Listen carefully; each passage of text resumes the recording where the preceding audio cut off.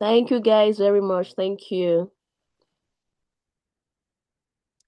So far today, sexual assault and gender-based violence are not only legal or social issues. They affect how people think, feel, relate, and function in everyday life.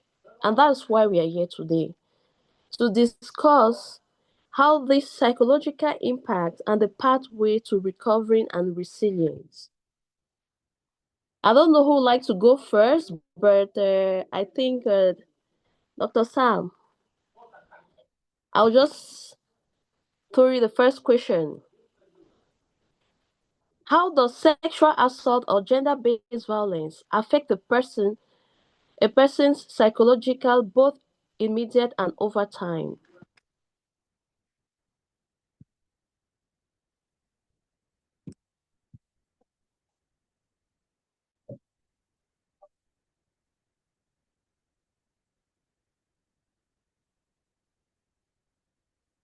Dr. Sam, we can get you.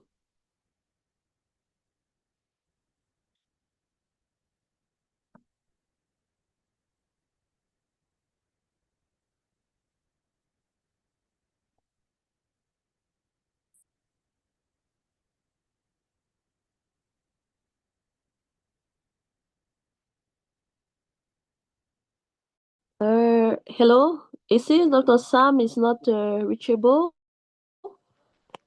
Madam Zita, can you go ahead? Can I ask your own question?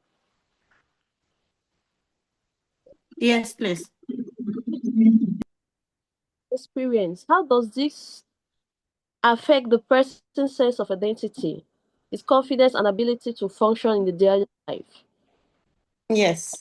Thank you so much for having me. Um, as you know, I'm not a clinical expert, but I have worked and I continue to work every day with women who are survivors. Some of them have had the courage or the opportunity and everything to get out of the abuse and are technically safe. But the truth is they are still completely lost inside of themselves because I most often enormous work is put into getting her out or keeping her safe, where the violence stops. But then that's not where the job ends, right? Because she still wakes up in that day. She still hears his voice in her head. She still flinches to kindness because she has conditioned herself to distrust it. She lacks self-worth because most often they ask themselves, am I worthy? If I was worthy, something like this would not have happened to me, right? And so that question of am I worthy, because they lost the sense of worthiness, is a very devastating question. And it is what I want us to even talk more about today. Not just what happens to her, but what keeps happening to her even after the violence has stopped. Okay, ma'am, please can you turn on your camera if you're comfortable? Those who are Okay. comfortable.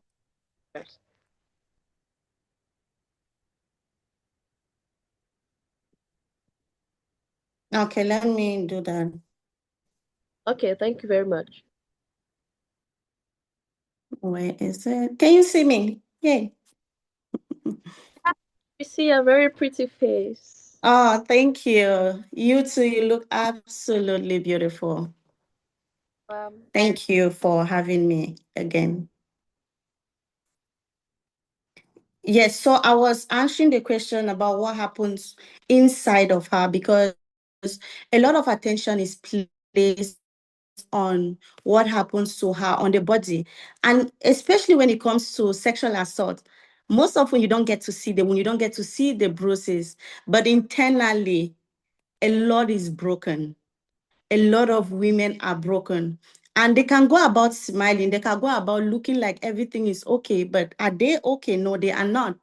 And a lot of work is not being put into that because most often they can go to the hospital, they give them the medication, and they talk to them, or they put the perpetrators into, or give them a jail term and all of that, and they feel like the work is done and the woman can go about her day.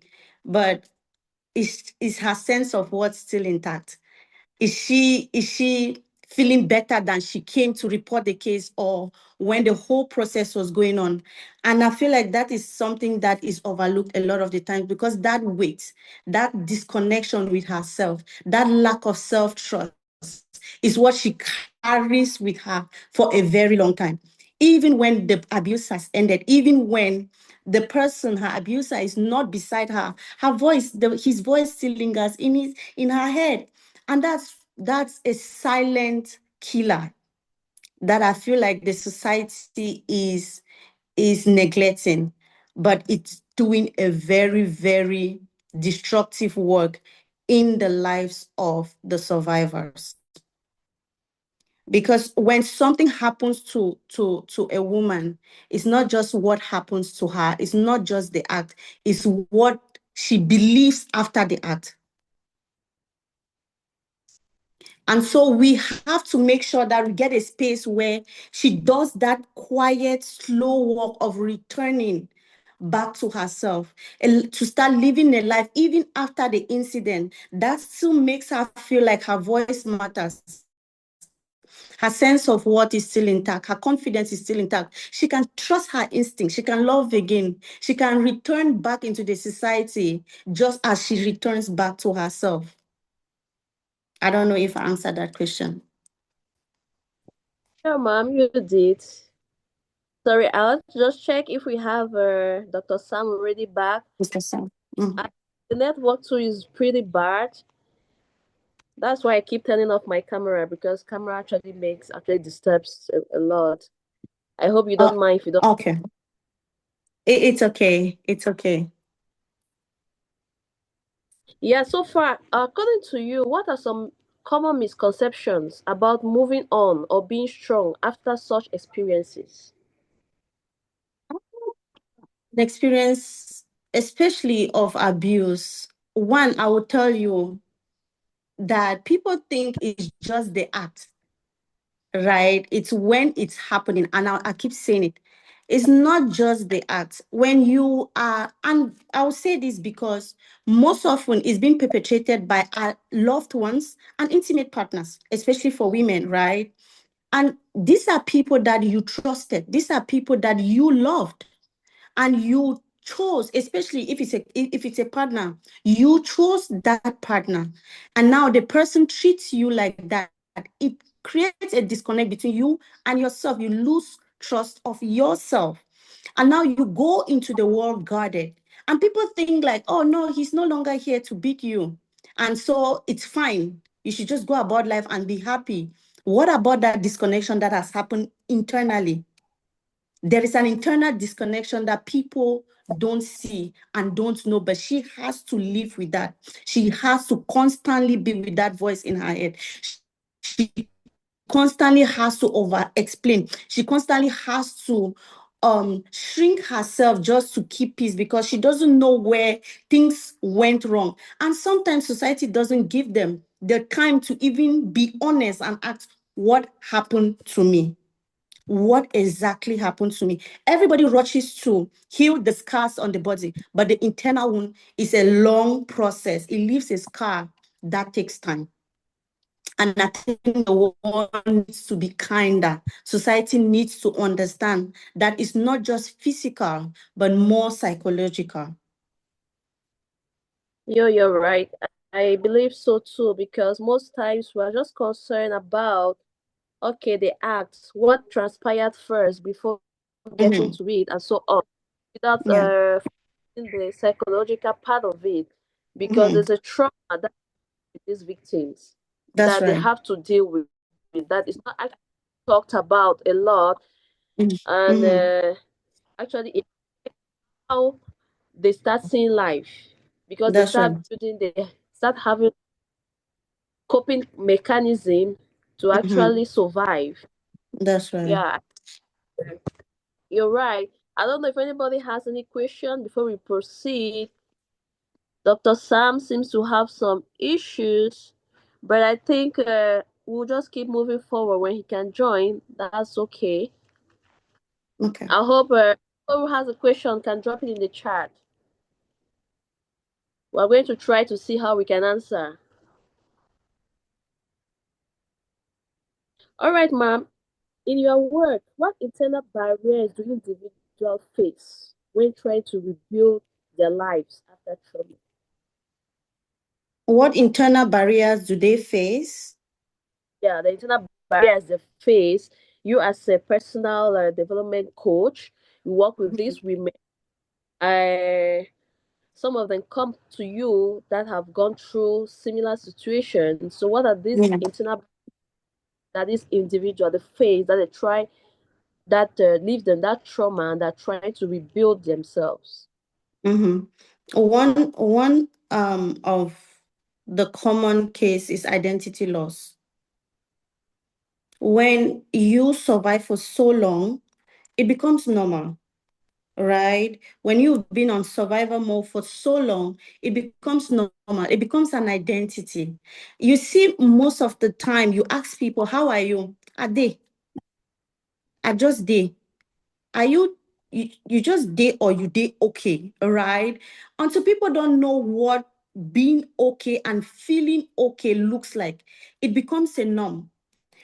They lost their sense of identity. They sometimes it's difficult to go back to who they were before survivor, before they got into an abusive relationship, before they got sexually assaulted. They lost completely their sense of survival. So they go about life feeling like this is how it should be. I should just survive. I don't need to trust people. I don't need to open up. You understand what I'm saying? I don't need to open up to people. Identity loss is the most common thing and the barrier that a lot of people have after survivor or after the incident or after abuse. Identity loss and then a sense of self-trust. Again, I say this because most often sexual assault and gender-based violence is mostly perpetrated by loved ones, family members, and intimate partners. And you had an instinct, you had these people, you know these people, you knew them, and you trusted them, and then they did you dirty, right? And now you begin to question your every instinct, you question your sense of self-trust, even with decisions. You're making a normal decision that has nothing to do with that part of your life, but because that was hampered with, you now lost your sense of self-trust. You don't trust yourself any longer because you're like, if I did make this mistake, maybe I'm the same person who goes in all of these other roles. Again, to me, I always say personal development is very important because it's the development of the person. If you as a person, you are okay, that's the same you who shows up as a mom. It's the same you who shows up as a colleague. It's the same you who shows up as a sister, as a friend. And so when the individual is broken, they are not the best of friends. They don't become the better colleague. They don't become better moms because a fraction of them is broken. And so if you work on being whole as a person, you move wholly into relationships, you move wholly into motherhood, you move wholly into jobs and other roles that we play in our lives as women. So that aspect of identity loss, self-trust, lack of self-worthiness is something that I do my best to fix after that.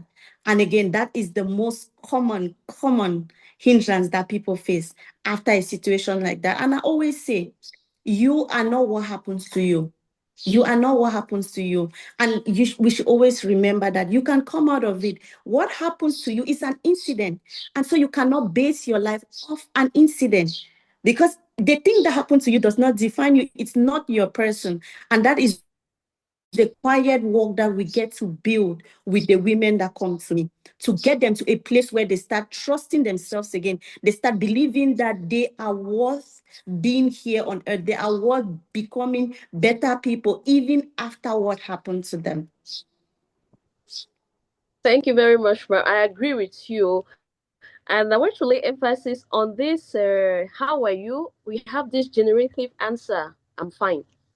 Yeah, I'm fine. I'm Really? okay. How are you? And with the team that I work with, we brought up this thing. We usually say, when you say how are you, you need to tell us in one word how you are doing. Are you calm? Are you anxious? Are you, it's just something that we need to cultivate. I just want that when we live here, we should try and build something. When they ask you, how are you?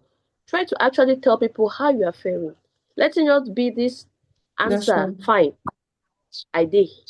Mm. Uh, Adi. yeah, it's already something very normal. Even when you are done, you are just like, Mhm. "Ah, okay, no, let's try and build something." Dr. Sam, welcome back.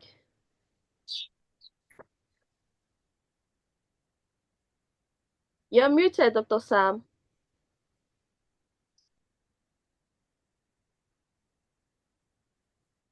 You see, Dr. Sam has left us again. Yeah, greetings. Can you hear Ah, me? yes, welcome back. Thank you very much for joining. Sorry on the Thank network you. issue.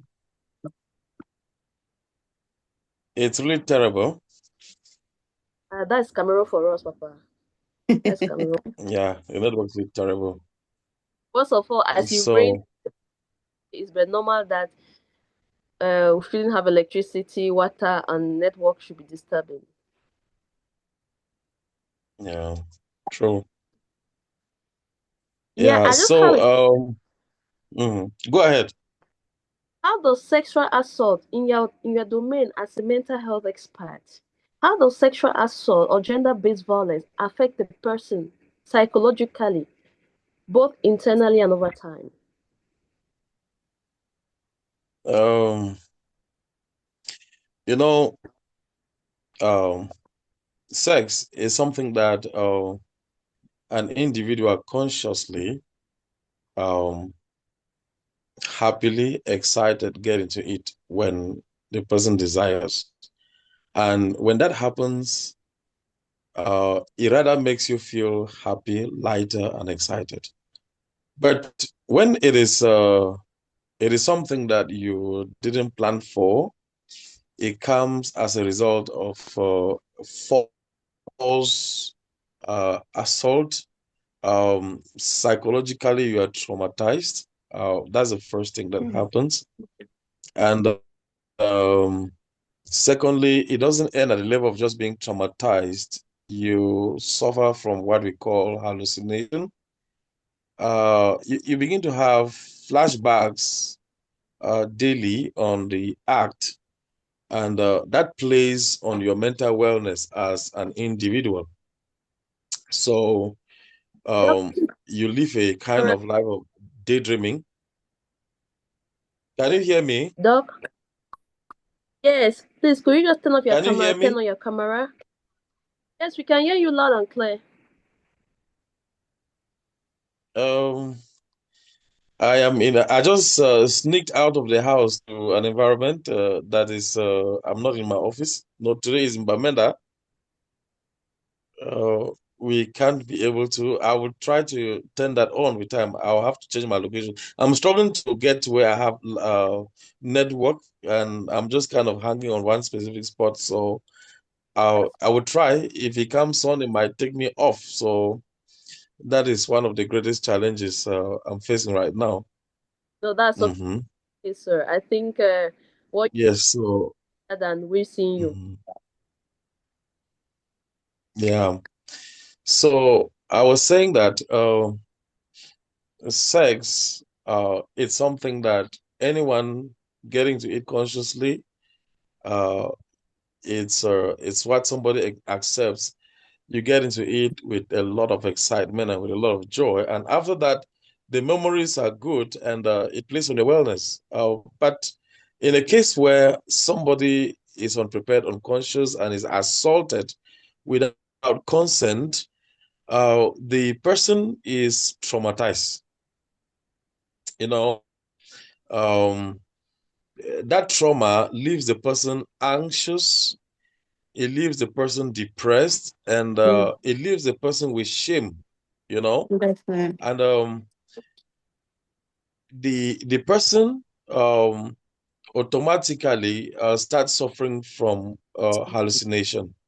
That is, you get flashback of the incidents. It comes back flash as a picture in your mind, and when that happens, it takes you to a state of trauma where you you kind of daily or momentarily reflect on that act. That just that reflects itself makes you bitter. It makes you live with shame. It makes you lose your self-esteem. It makes you look nasty. It makes you look dirty. It makes you look like you don't have value. And the short and long-term consequences is you have no value again of yourself, and you just kind of find yourself giving in to any man, is assaulted by any man because you believe you don't have any value anymore. And that is how it affects your psychic, it affects your wellness, it affects your entire being.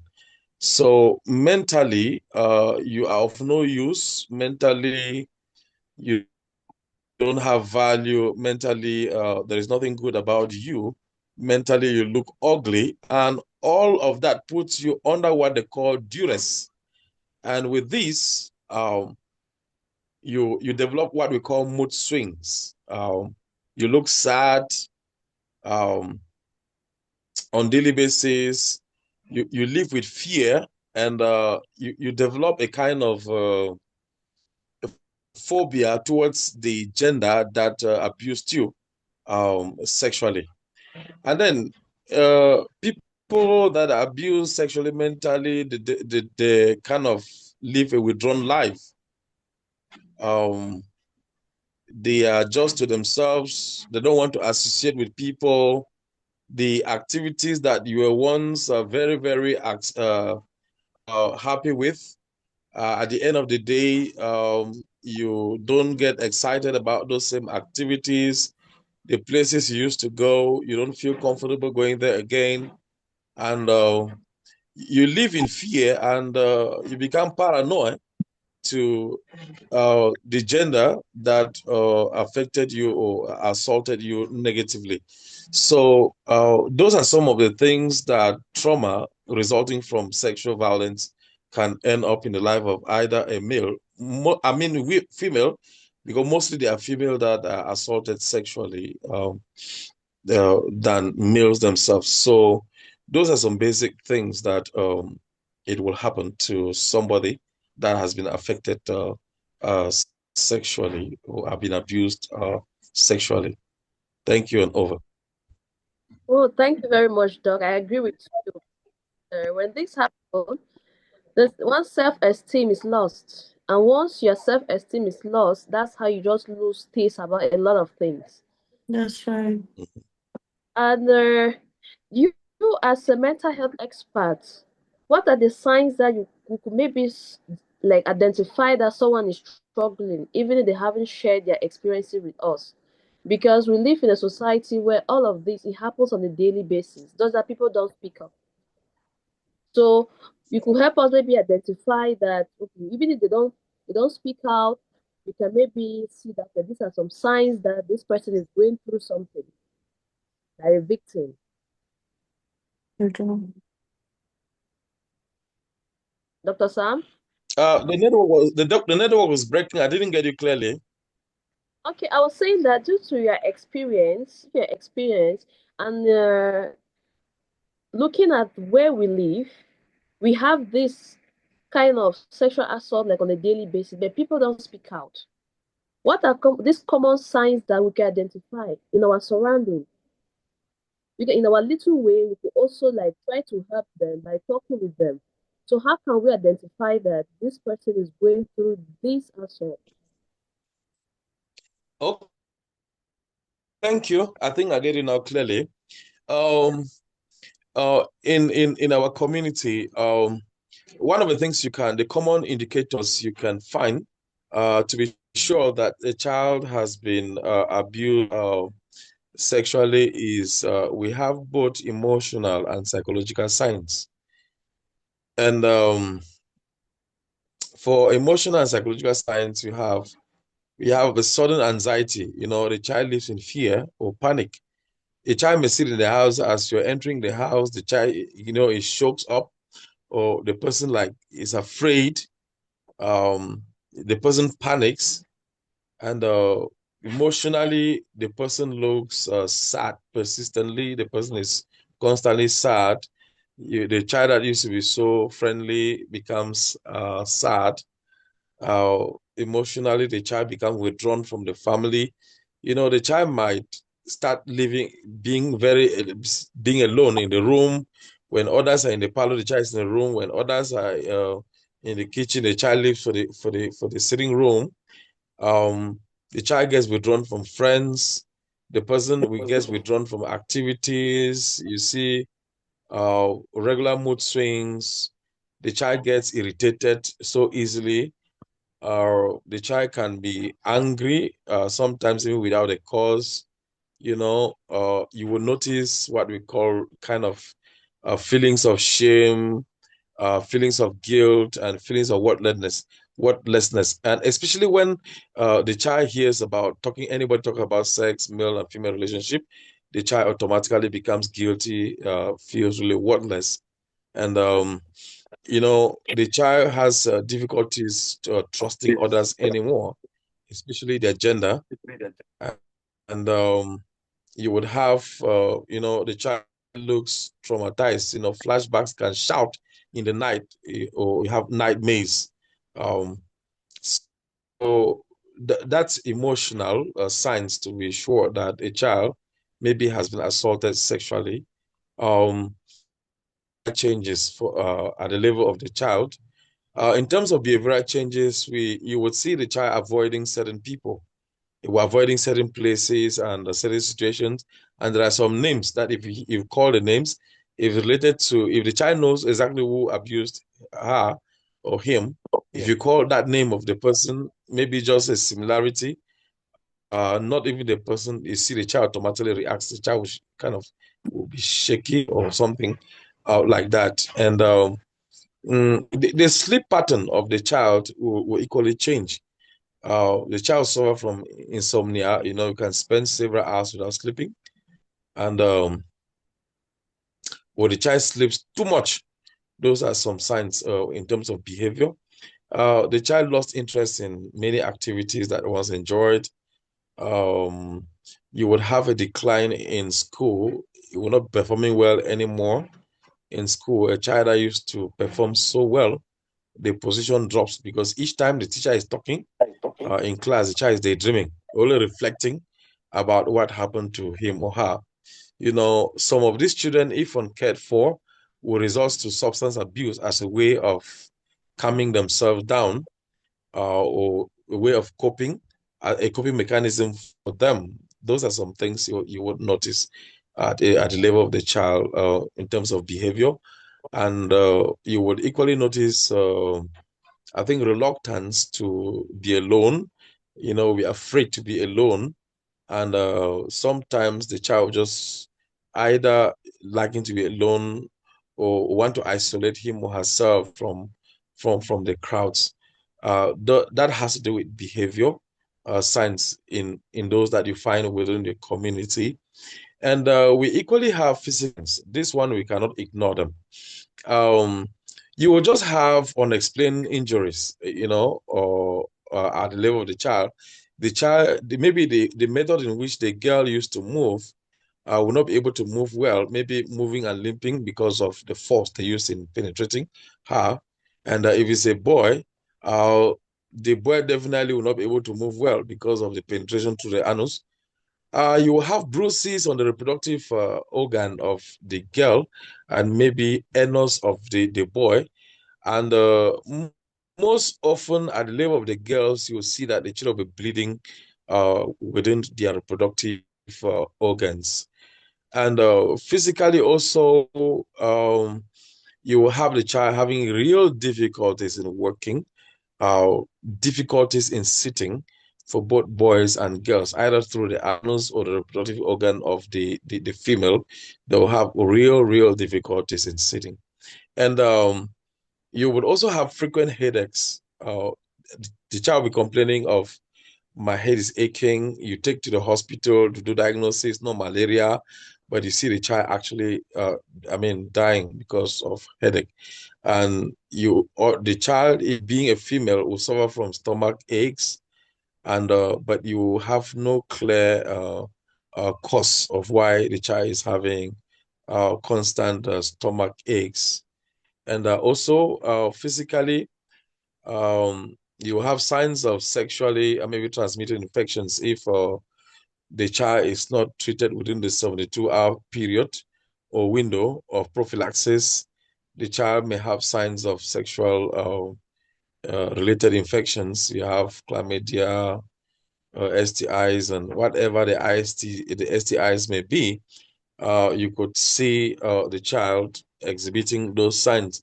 For example, if it's a girl, to pee may be difficult. For boy to pee may be difficult. You may have rashes all around the reproductive organ, and the boys may have uh, funny discharges on the tip of the penis, and the lady, you have also funny discharges. So those are things you might have that can affect actually a child that has been abused physically.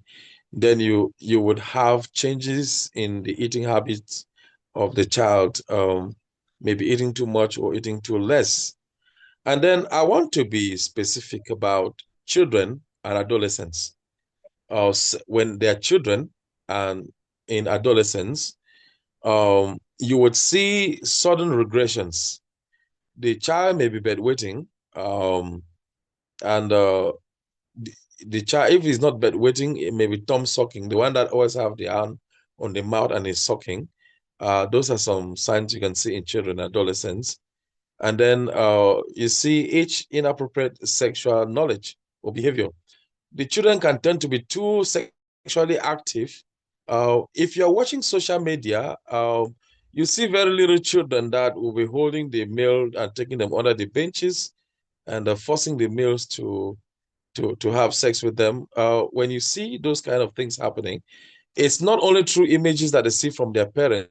Some have been assaulted by their relations in the house, and they become addicted to sex. And you see them having a hyper libido for sex. These are things we need to watch seriously around us. And for children, you will equally have this fear of specific persons or places. If you call that, they want to go, come on, let's go and see Uncle this, let's go to this quarter. They may refuse to go.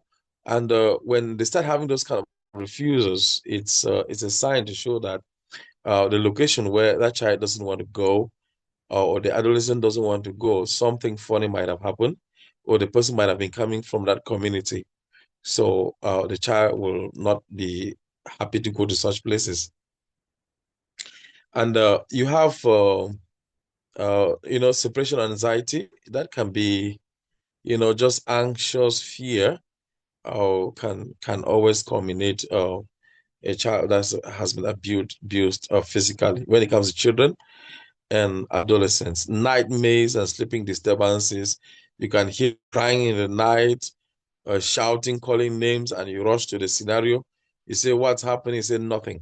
That nothing is just like they have threatened them that if you open your mouth and call my name, know that I'm going to kill you. And because of that, when they have those nightmares, you ask them what is happening, they'll refuse. And the refuser is going to be forceful, kind of loud, and no, no, no, no, nothing happened, it's just to say that nothing happened with shouting, with trembling. Is like it's explaining that uh is refusing to be killed, but the energy comes through the talking of refusal from the fear of being killed. You have that happening. That's what I've noticed in my environment, especially those that I work with. I offer them therapy around here. Those are things that I notice, and even my outreach activities here. Their drop in academics is sudden. I mean, bam, automatically it goes. So that is it for children, adolescents. So permit me to talk a little bit about the social and kind of relational signs to know that a child has been abused sexually. Um, a child will always refuse kind of avoiding physical contact. And this affects especially the women, the females, from the time that the activity takes place, even sometimes right to when they get married. If they can accept to get married, each time you want to like engage the lady sexually, she avoids sex by all costs.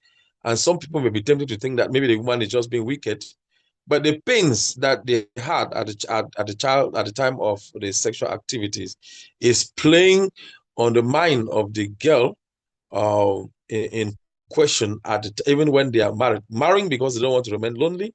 But when it comes to issues of sex, they try to avoid it by all costs.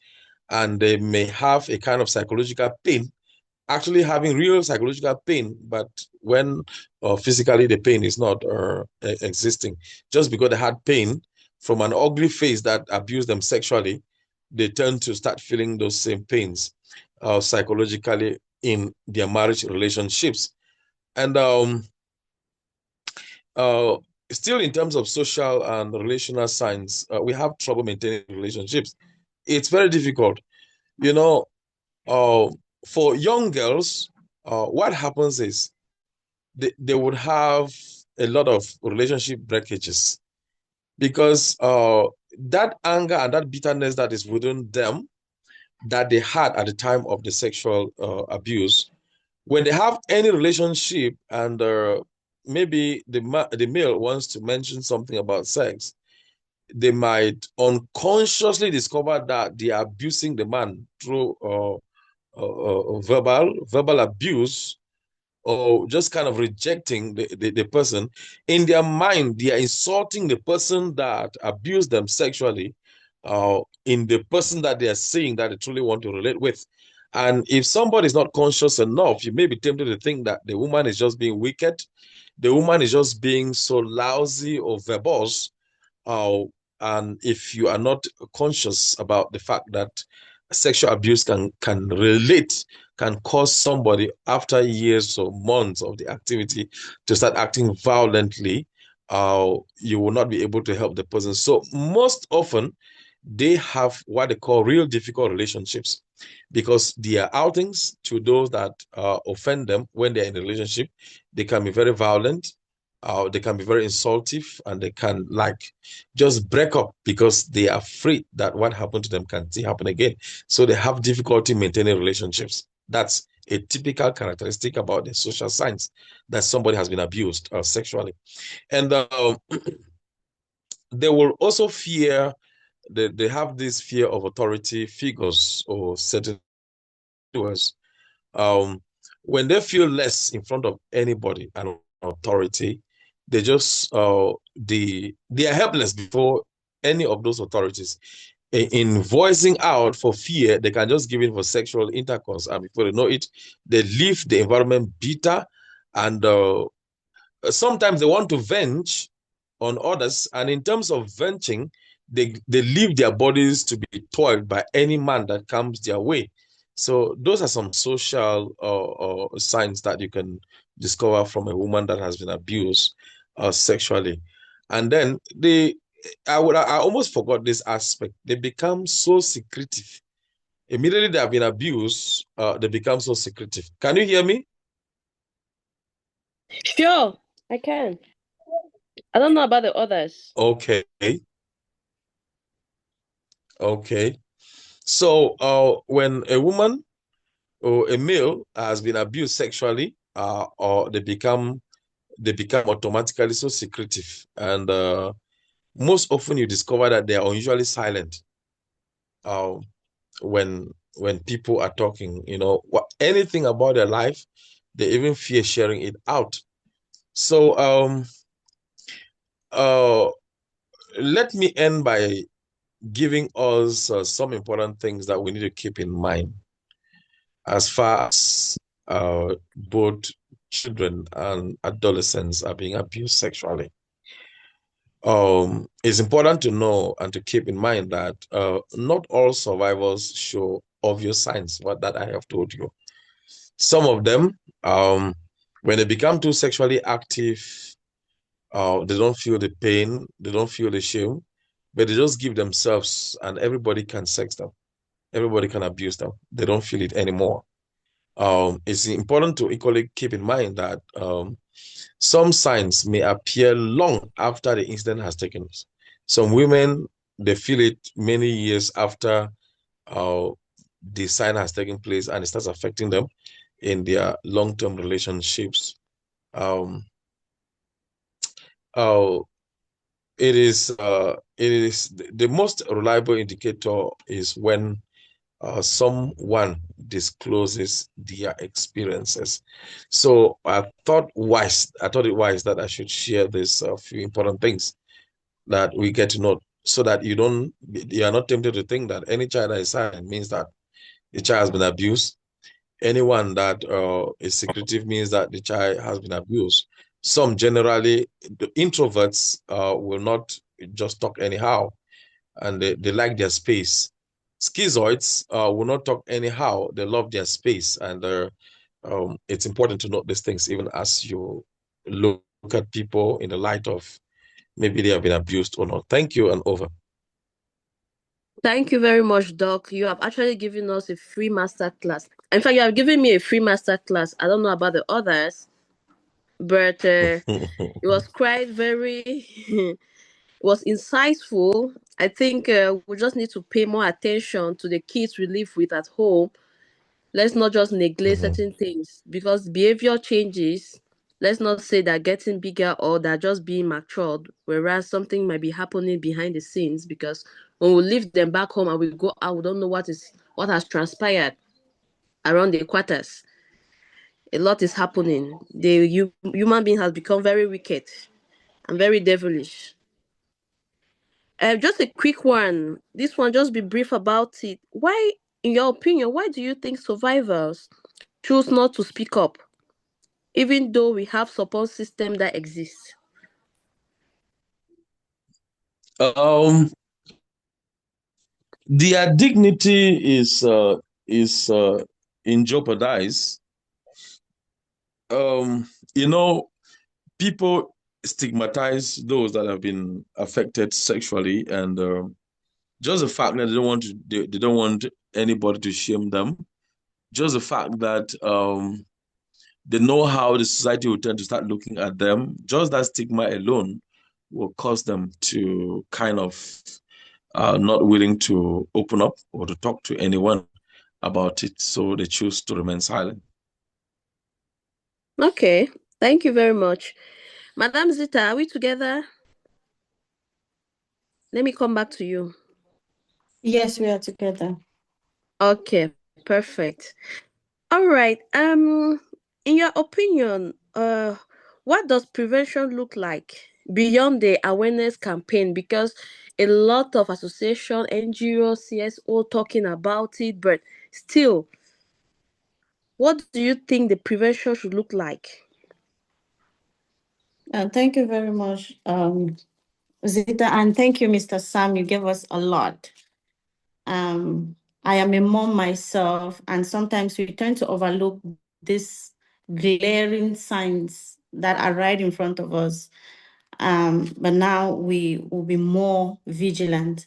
So when we talk about prevention, like you said, there are a lot of campaigns and a lot of hotlines and all of these things. But what kind of prevention are we talking about? We are talking about prevention that happens before the act, because I feel like we always talk about this violence when it occurs, and suddenly it's like an action where everybody talks when it happens, and then after that we go quiet, right?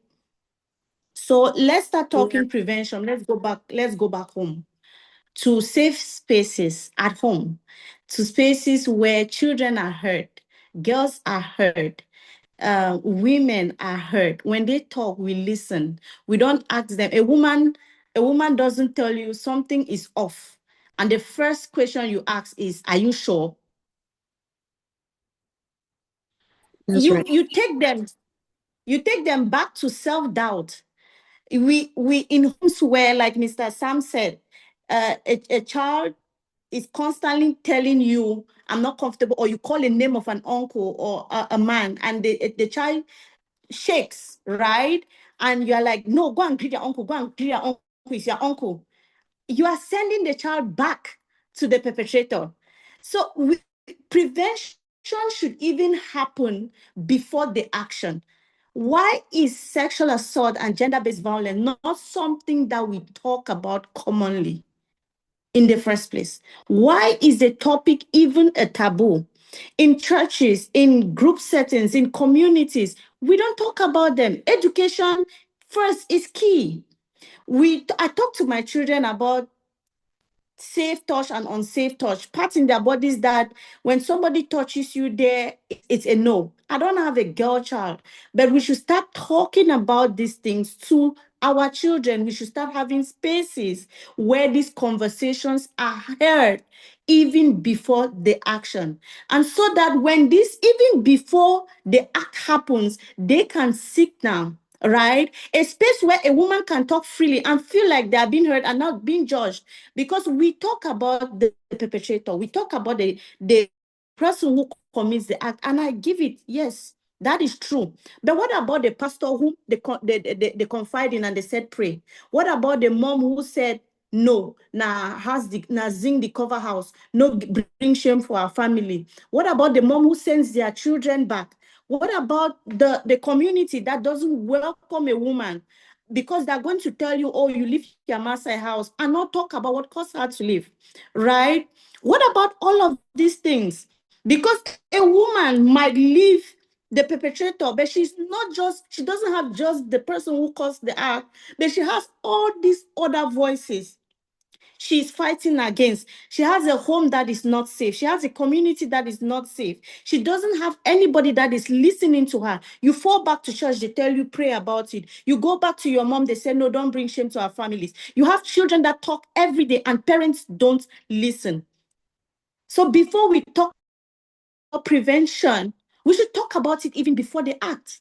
We should go back to making our home safe. We should go back to making our community safe. We should open doors where these conversations are held even before the act. So that sexual assault and gender-based violence is not just a topic, a hotline, or a trending topic that comes when it happens. And then once it's done, we forget about it. Women don't want to be seen as cases.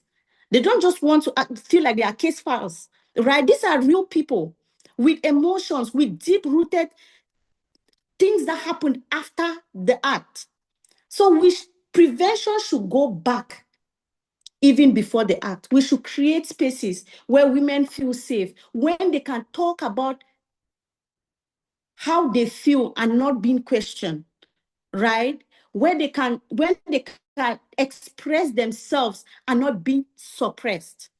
Homes that are safe, parents that are listening, parents that are vigilant, are attentive to their kids. That is where prevention starts.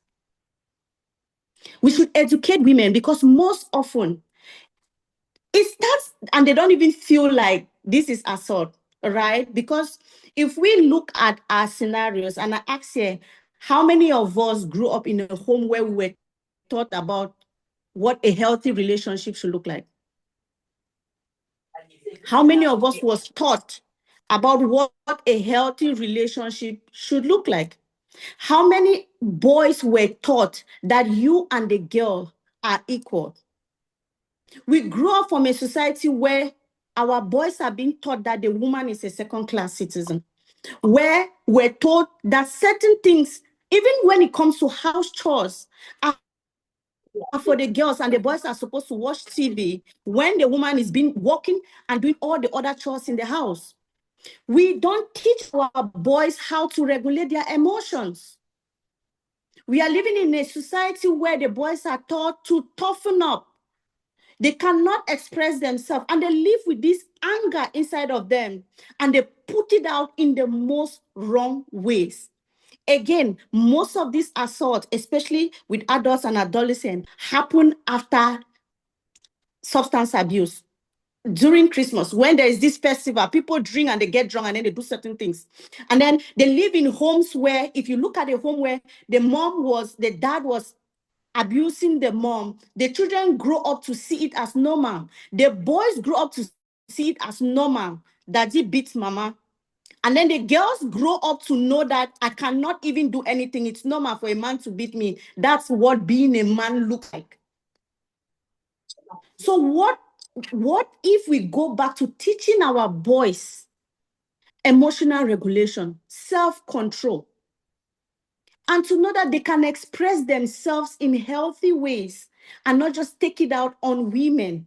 What do we start teaching them? That you and a woman, you and your sister are equal. A woman is not a second class. You don't make do what you want from them. If you ask, they have to give you. You are this superior being. What if we go back to creating safe space? Safe space is where these conversations are had. We should hold these conversations. We should talk about them so much so that if a woman starts, if it starts, because most often I have a situation where it started with verbal abuse, then it became emotional, financial, then sexual, even before it got physical.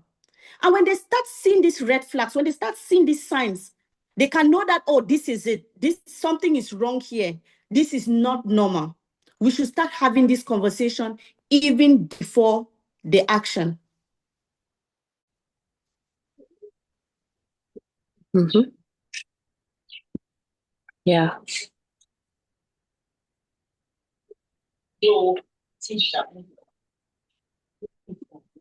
Are you there? Yes. We're in the spirit. I should say I am in the spirit.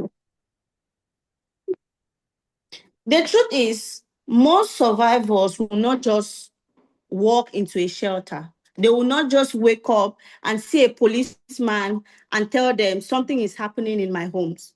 But they have family members, they have friends, they have groups people that they know that they can talk to.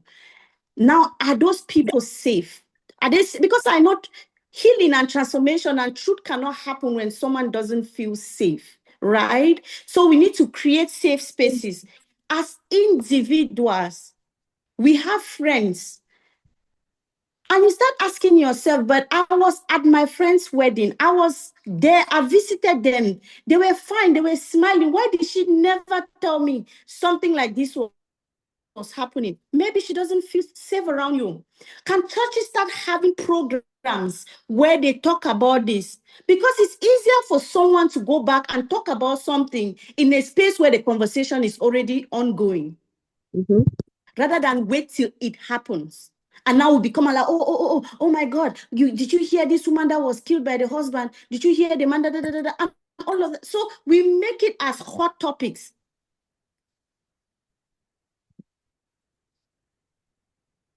But these people can show up. They show up in our day-to-day life. They are children. They are our sisters. They are our brothers. They are in our churches. They are in our communities.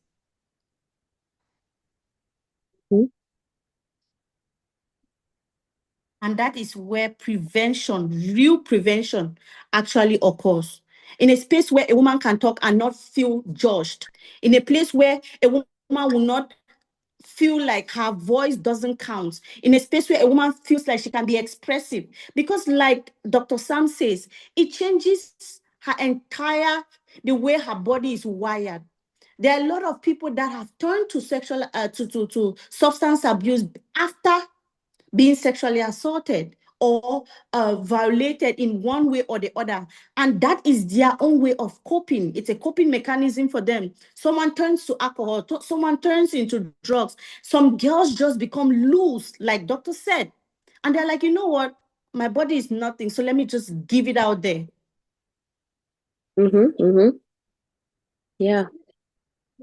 But if you were taught about healthy relationship, if you were taught about self-love, boundaries at home, and you meet a man and the man starts talking to you in the middle of a normal conversation, he raises his voice.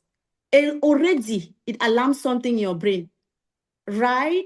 If you grow up in a home where your mom or your dad you never saw them hit the other person, or even if it happens, the mother is strong enough to tell you this was wrong. I went through this. You don't have to go through it. And not when you have an issue, you come and tell them, they tell you, say na so marrying or na tie heart, just manage them. They hold on to it until we hear cases where it actually leads to death. So prevention goes back to safe spaces, because all of these individuals, because before it gets to the part where we hear the police, we rush to the hospital, it's been happening in small, small ways.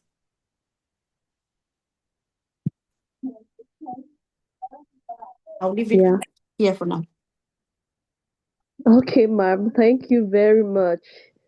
You actually you said with a lot of passion and emotion, because those are the realities we are living with on a Yeah, daily. can I say something here? Yeah, you can. Yeah, since we are talking about prevention, let me look at the area of mental health prevention. Okay. You have the role of the parents, just as Zita has mentioned here, and we equally have mental health ways in which this can be done. We know one thing we must know is that mental health strengthens prevention, and if mental health strengthens prevention, then it addresses the root causes and of why these abuses do happen, as well as it reduces the risk factors for child sexual abuse or adolescent abuse. So, in terms of mental health, we have addressing trauma early. When such things happen, or even before they happen, we need to create that awareness of issues that will lead to mental health stressors. So, in addressing trauma in early enough in the life of children, we need to unresolve anything that has to do with trauma, especially in childhood. And if this is not done, it can lead to a kind of cycle of violence. And not end there, it can go to substance abuse, risky behaviors. And sometimes we see these children at an early stage when they start taking cigarette, or they start taking kayu, or they start smoking shisha or other hard drugs. It is the outcome of a mental health issue that was not addressed. So trying to um, create that awareness in children at an early stage is going to actually help them easily overcome issues of stresses that resonates from a violent act or a traumatizing situation or event. Our early psychosocial support breaks this cycle in children and adolescents. We equally have to be resilient. I'm talking about preventions when they have to do with mental health. Be resilient also at an early stage.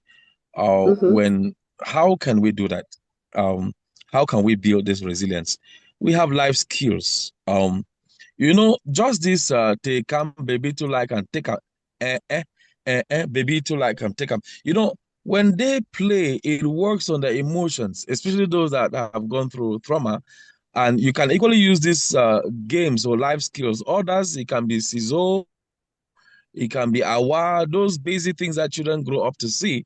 Um, when you introduce it to them at early stage, it could be painting from home using boards. It could be playing tabala. I don't know how many people here still know what tabala is. Let me just pause here to ask, who knows what tabala is? I do. If you've gone to primary school. Do we have people in here who don't know about tabala?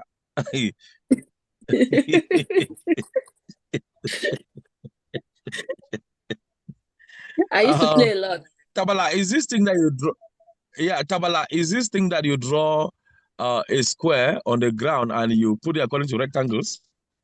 Yeah. You use a leaf or something that you have built, and you're using one leg to jump, kick this thing from one room to another, and if it falls on the line or it goes above the line, then you have failed. Another person takes over. That's Tawala. So you can use some of those skills, basic skills at that early stage when the children have experienced it or are yet to experience it. If there are those who have not experienced it, you can use that as they are playing. You talk about sexual violence, and it will help in emotional regulations. As for those who have experienced it, it will help like a coping mechanism for those who have experienced it, and it can help as an awareness creation for those who have not experienced it to get to know it. You need to find an activity where people are grown in those activities, where they're excited about those activities. You put them together as life skills. You can use it to build their resilience for those who have experienced or those who are yet to get experience. We don't pray that anybody should get experience if they haven't gotten it yet. But for those who have done it, we need to build their resilience by bringing life skills that can help them cope with the act that they cannot change, that it has happened. And one of the ways in which mentally we can be able to help prevent these children that are going through abuse or help them prevent further escalations would be through reducing stigma and silence. Community awareness around mental health encourages people up, not only speaking up, but they seek help also. And when they seek help, it will avoid any harmful coping mechanisms. You know, into the community, people need to know that rape is bad. They need to know sexual assault is bad. They need to know the consequences of that legally, emotionally, and psychologically. And when that is created, those who have been affected that have not been able to talk out because of threats, they can find a safe space through which they can be able to express how they feel. A child will tell you it was an ugly boy. Just the fact that it has expressed that that boy was so ugly with some nasty dentition, um looks like an animal. Give the child an opportunity to insult the person, really. Sometimes when you venture out for a scenario that is unprecedented, you feel some sort of peace within when you have that safe space to be able to speak out. So we need to create that awareness and reduce the stigma at the level of our homes, at the level of the church, at the level of the schools, at the level of the Njangi groups, at the level of your peers with whom you relate on a daily basis. This will help to prevent further escalations that affect them mentally. And let me just add this last one: community and school programs. Uh, Sometimes we just feel like mental health, you just need to focus on organizing seminars in hotels and in some important groups of persons, or talking to some big guns. It's good. But we need to go back to our primary schools, our nursery schools. That is the stage where these children need to start getting information about these issues of sexual abuse, rape. You create that awareness. So integrating psychosocial education into schools, um, youth programs will help to prevent gender-based violence, substance abuse, and we call it radicalization of these activities among peers. So mental health awareness prevention efforts will often treat symptoms of gender-based violence and not the causes. So we can go this way through mental health to help prevent the incursions and the trauma that and stresses that people will go through psychologically, emotionally, physically, when they have been abused. Thank you, and over. Thank you very much, Doc. Thank you, ma'am. Thank you. So far, we've noted that all of this is not a theoretical thing. It's something we need to do in practice. It's not something for book work. This time around is do it, do and for down. So I don't know, in your opinion, Doc, what does practically a truly survival-centered support system looks like?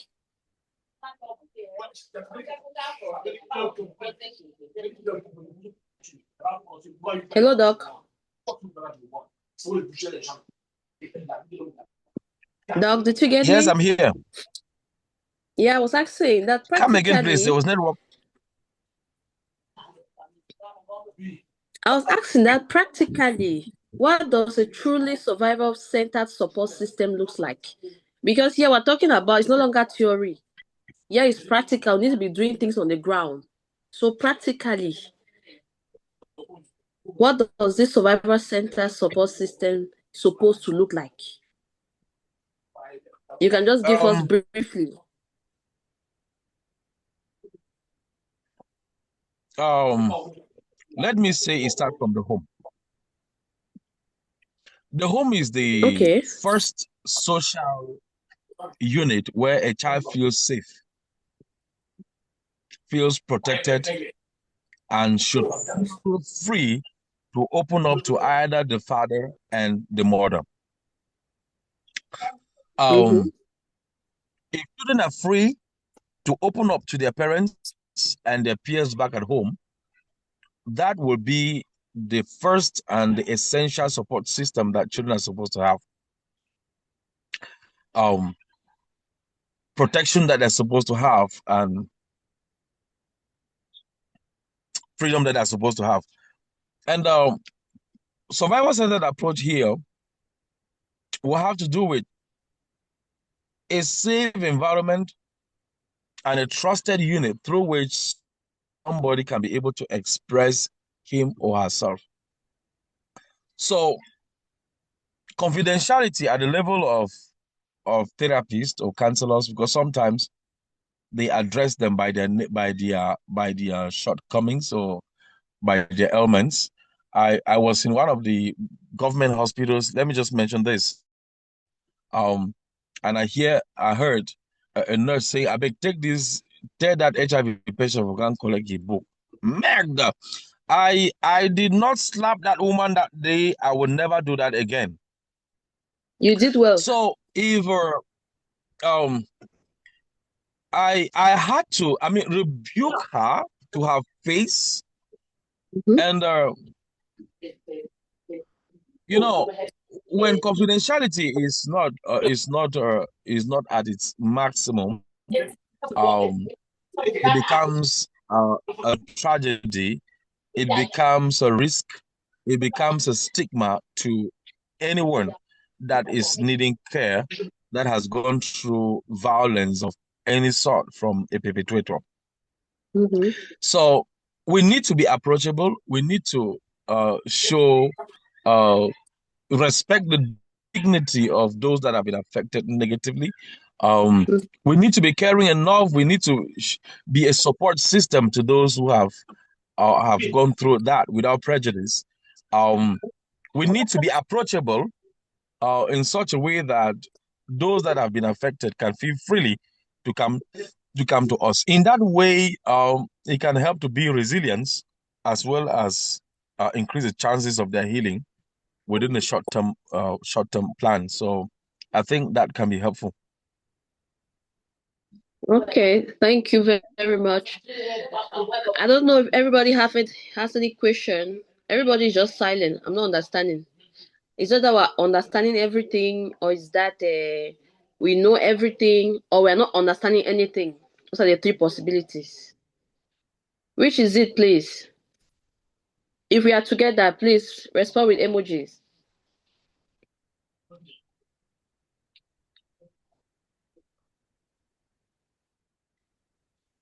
And I forgot saying that for the survival centered approach, knowing that those that are coming to either a therapist or a counselor or a social worker, with a case Mm-hmm. of GBV, um, we need to know that the people will suffer from PTSD, that's post-traumatic stress disorder.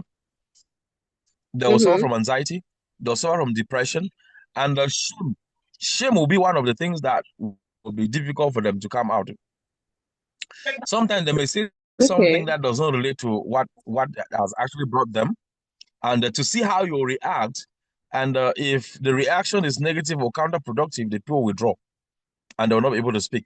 So protection must include, in the survival-centered approach, protection must include counseling and emotional support for these survivors.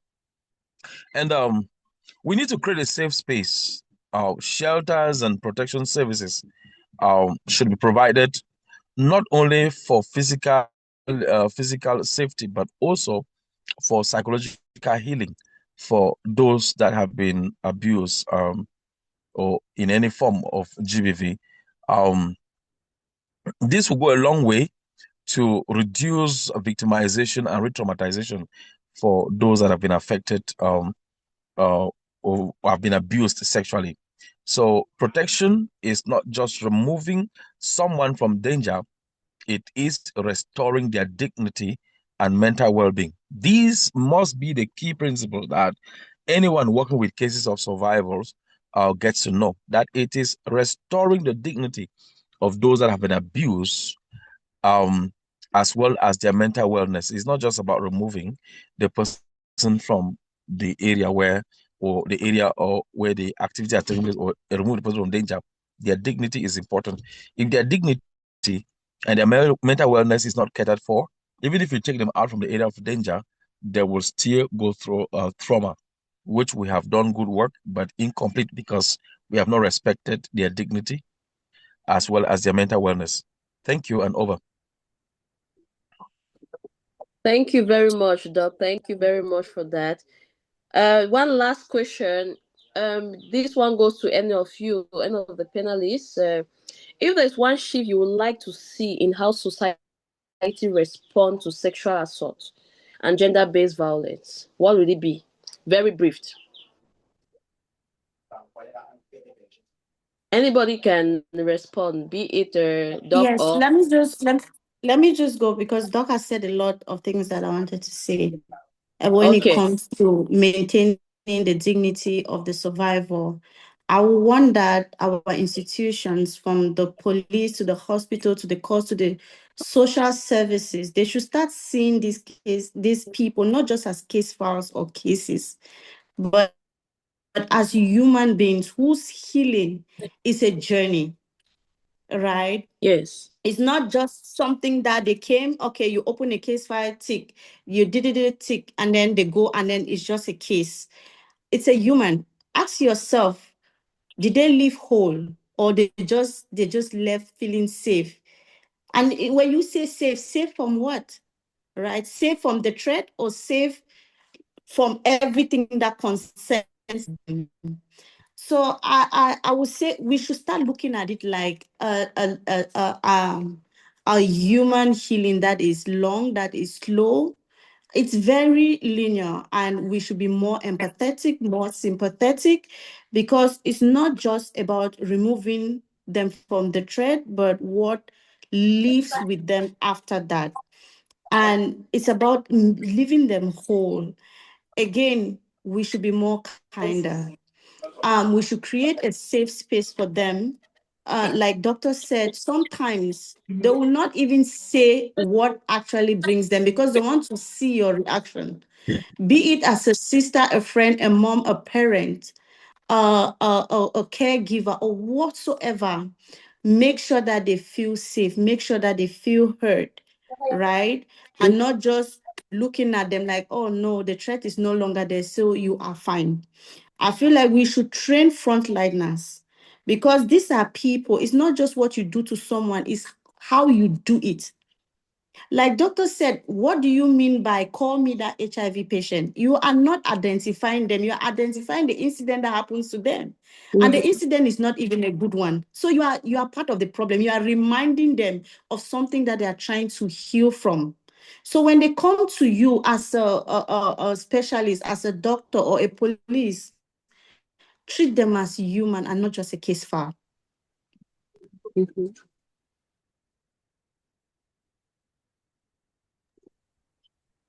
Thank you, Zita, Yeah, that's right. for Thank you very thank much. you So so much insightful.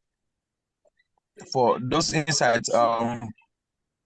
I have this. If there's one thing that I really want to see, um, uh, to happen, for those who are working with people that are violated, in any form. I'm talking to NGOs and social workers and counselors and therapists, medical personnel.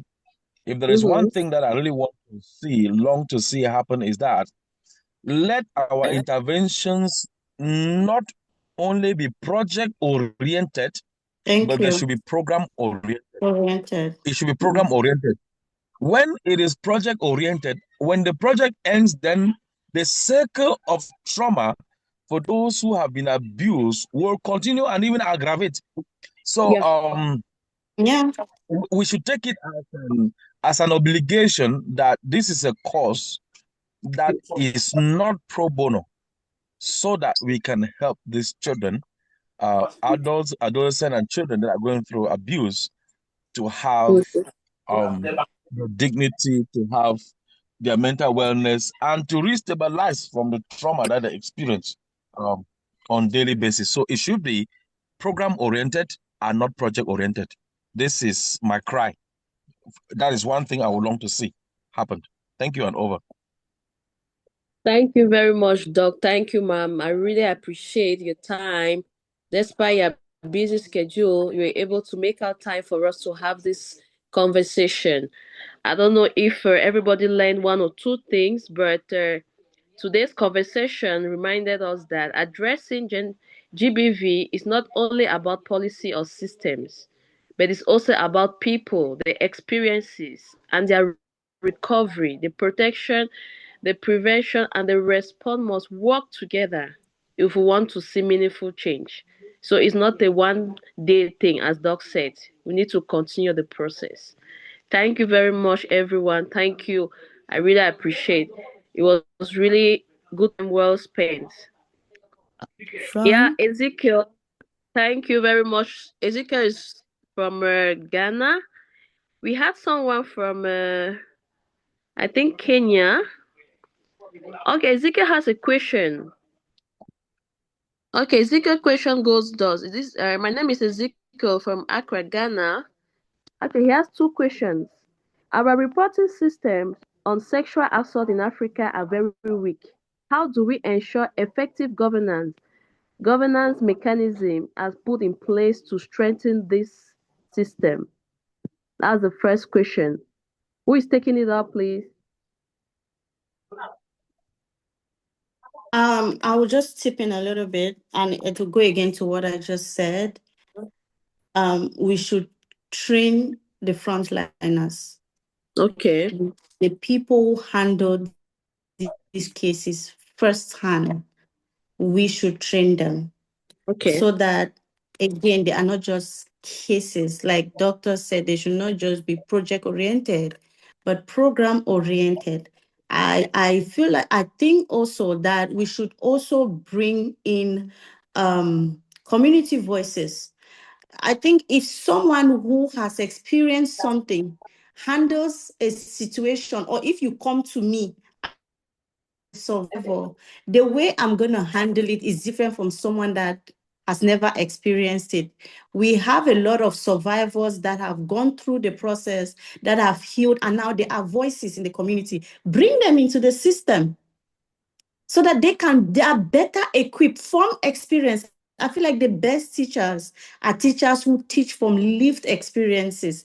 They are in a better space to handle these people, speak a language that they understand, and be at a better position to help than people who are oblivious of the pain and the trauma of going through, be it gender-based violence or sex or whatever form of violence. I think like we should start bringing in community voices into policy. Women who have lived through these experiences, put them on the table. Don't just leave it to people who are just trained by the books but don't have the experience. And again, train the frontliners. And I feel like there should be a mandatory follow-up so that these people don't just come and then you talk to them, you close the case, you give them the medication, they go, and that is it. There should be that follow-up. There should be a program that walks them through from the beginning to the end, so that they don't just leave healing the wounds on the surface, but they take them within them and bringing them back to that space of wholeness. Thank you very much. Doc, would you like to add something, or should we go to the next question?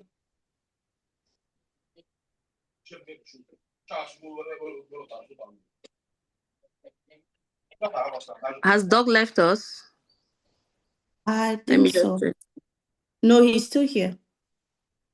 Okay. The second question goes to what extent does the African government budget allocation support to train personnel handling sexual violence cases?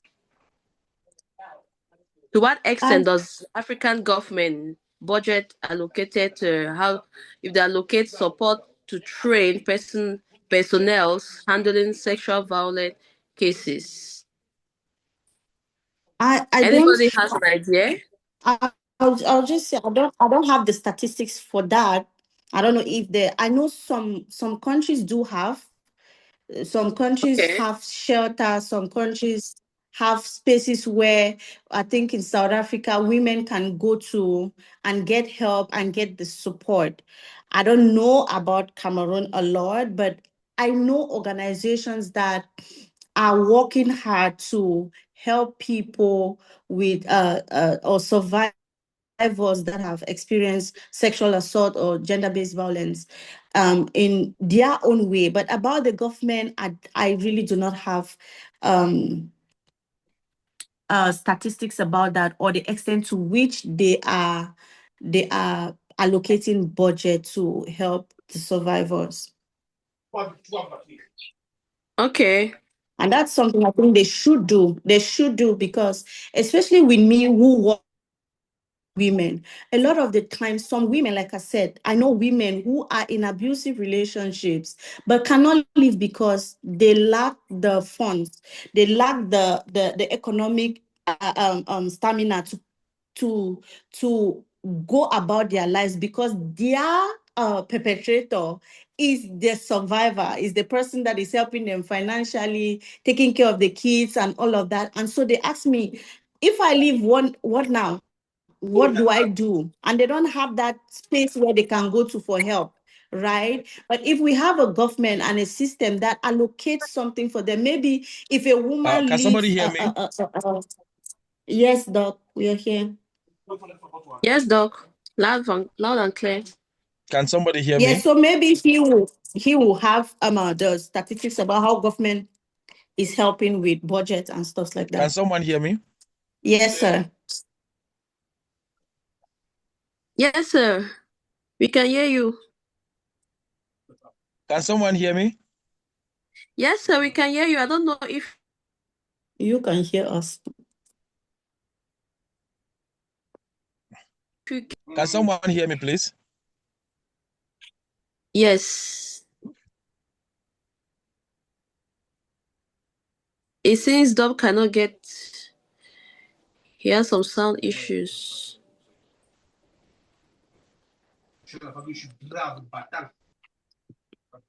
Ezekiel, I don't know if you have. If you wanted more clarity on your questions, I don't know if it's okay.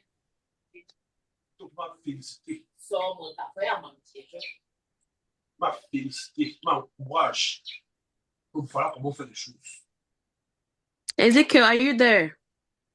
I think he's giving a thumbs up to say a thumb up, thumb up. I don't know if that's a Okay. signal to say it's okay. She says it's okay. He says it's okay. Okay, all right. Thank you very much, Ezekiel. I don't know if anyone has another question. Hello, Florence. Please, I have a question or two questions. Okay, ma'am. Okay. Thank you very much to everyone. My name is Pauline Gongang.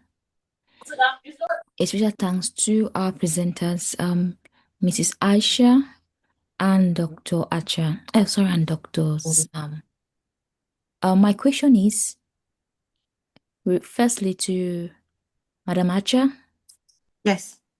you mentioned your area of focus is with women who are Mm-hmm. becoming, and I think Yes. your age, I think the age range should be about from 30 upwards, if I'm correct. Yes. Okay, right. And we also spoke about the gender-based violence and how many women are suffering. And Mm-hmm. when you ask them, they say, "I'm fine, I'm okay, I'm okay." So, with regards to that, um, do you think women don't have a sense of responsibility or Mm-hmm.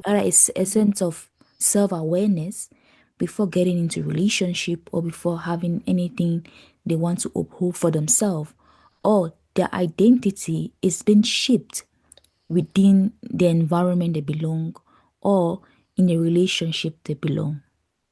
Is the question understood? Yes. So you're trying to ask me if women should I'm trying to put it in a way. Okay, I'll just try to answer, right? And if there's something more, you just ask me.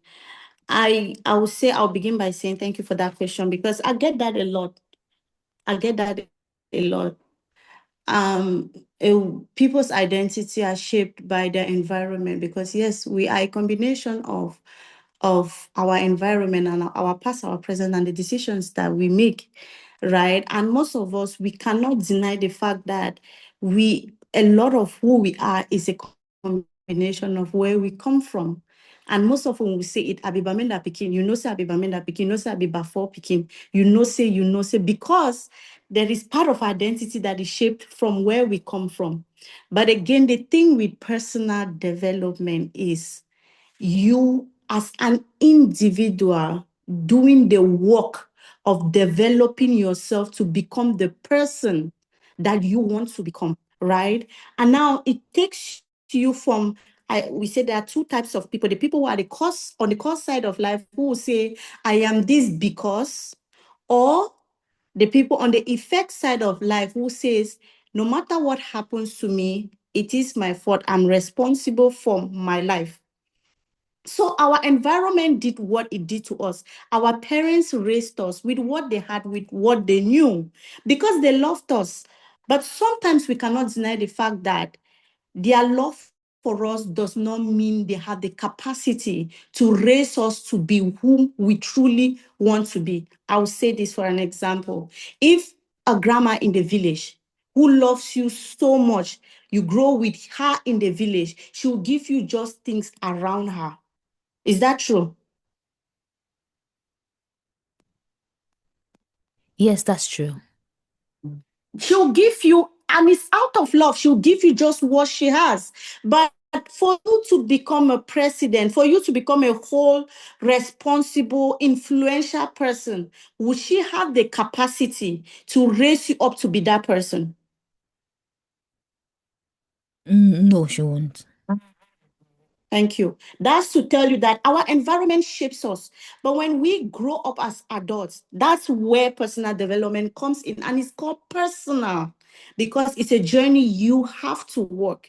You have to do the work of grooming yourself. One, by taking in what you know is best for you.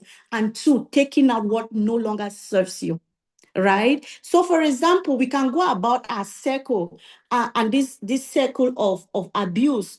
And we say, I grew up in a home where my dad used to beat my mom. So it's fine. I'm going to go into a relationship. And whatever a man does to me is okay. That's you continuing the circle. Or you can wake up and be like, I grew up in an environment that was dysfunctional, that was abusive, and this is not what I want for my life. And when you say this is not what I want for my life, the next question becomes, what do you want for your life? And what will it take for you to create that kind of life for yourself? So I'll always say we can talk about having good marriages, talk to couples about making their marriage beautiful. But I stand and I believe that the most important conversation should be preparing for marriage, because that is where the foundation is. That is where you build the stamina. That's where you build the block. That's where you choose the kind of person you get yourself tied to. Because most often, a lot of the women that I meet, their identity is shaped by who they are because they did not have an identity for themselves. If you have an identity for yourself, if you build yourself, you have self-worth, you have self-love, you know boundaries, you know all of these things, it affects even the person you choose as a partner. Do we agree? Yes, we do. Because it's so Agree. quiet and need feedback so that it's not like I'm doing a monologue here. So you will see that when you work on yourself, it affects the person you even choose. So that's why I always say that prevention to me goes back even before the act, because there are a lot of things that will not even happen if people know who they are and what they deserve. If you as a woman, as a girl, you've built yourself, you will not just marry anybody. You will not choose anybody as a partner. And when I say anybody, it's not in terms of finance, it's in terms of emotional maturity, it's in terms of intellectual maturity, someone that understands you, someone with whom you're walking the same journey with, so that suddenly your identity is not just your marriage. Your marriage is just a part of your life. Your relationship is just a part of your life. It's not your entirety of who you are. So again, I don't know if it answers your question, but we should build capacity. We should have the mental ability. We should work on ourselves, because honestly, yes, our identity is being shaped by where we come from. But then that is at a point where you did not have a choice. As a child, you could not choose what you wanted for yourself. But when you turn 18 and you become an adult, you cannot continue living on the effect side of life and saying, oh no, it's because of my mom, it's because. Now you have the responsibility to take over the wheel of your life. You have taken the pen from your parents, and now it's time for you to write your own story. What kind of story do you want to write? What kind of life do you want for yourself? That's the question. And I help women do that so that we start talking. What does boundary feels like? What does choosing a life for yourself feel like? What does a safe relationship feel like? What does self-respect feel like? What does healthy boundary, what is it like?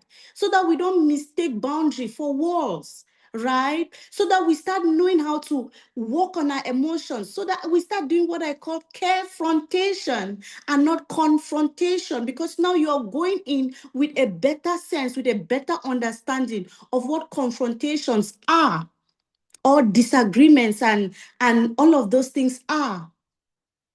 So you choose to either allow your life to be,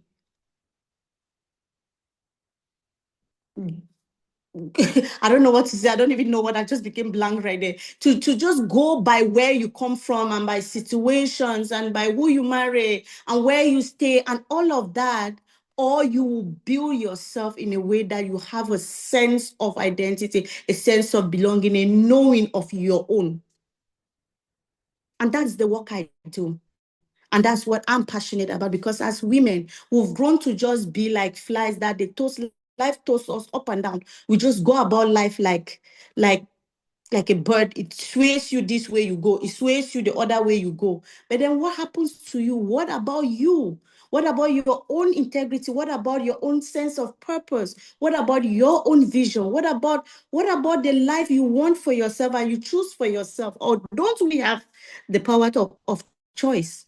We all do, both men and women. We all have the power of choice, but do we use ours, or do we let situations just choose and determine for us?